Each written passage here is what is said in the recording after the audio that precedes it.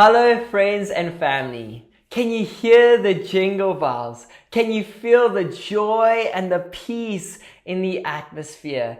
Can you hear the angels sing? What a week it's been getting ready for Christmas and preparing for our festive feast.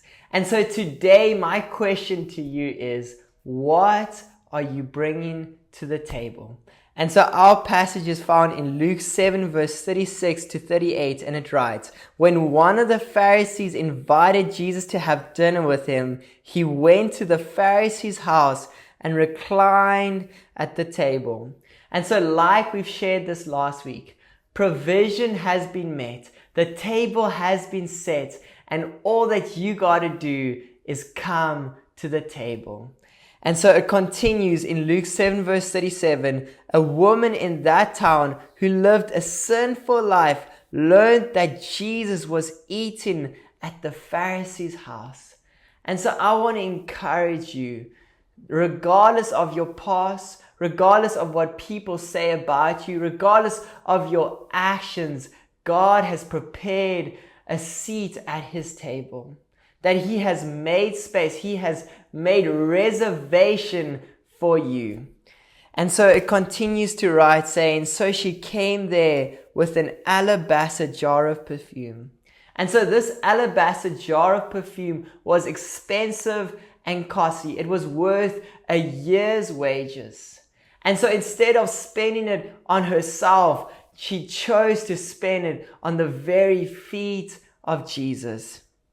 And so while we get to celebrate for different reasons every day, there's certain occasions that's meant to be celebrated once a year, and one of those occasions is Christmas.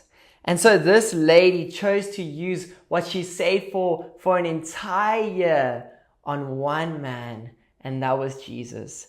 And so let's use this Christmas that we have saved up for, that we have budgeted towards, let's use it in celebration of one man. Let's use it in spending it in adoration toward him.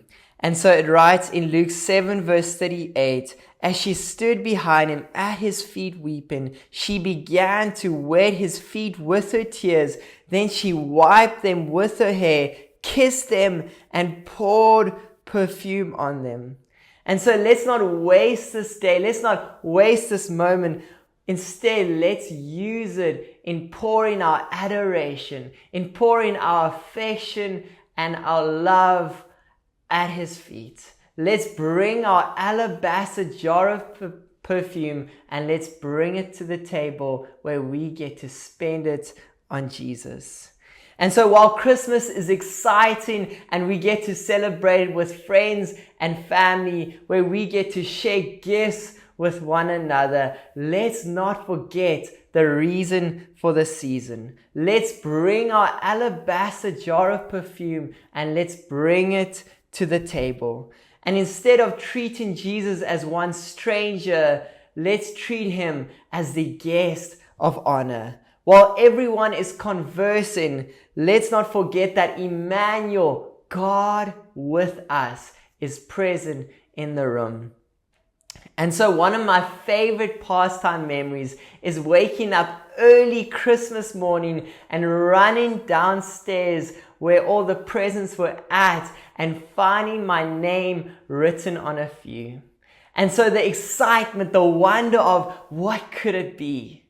And so we get to give Jesus one gift this Christmas, and that is our alabaster jar of perfume, where we get to pour out our affection, where we get to pour out our adoration and our love toward him.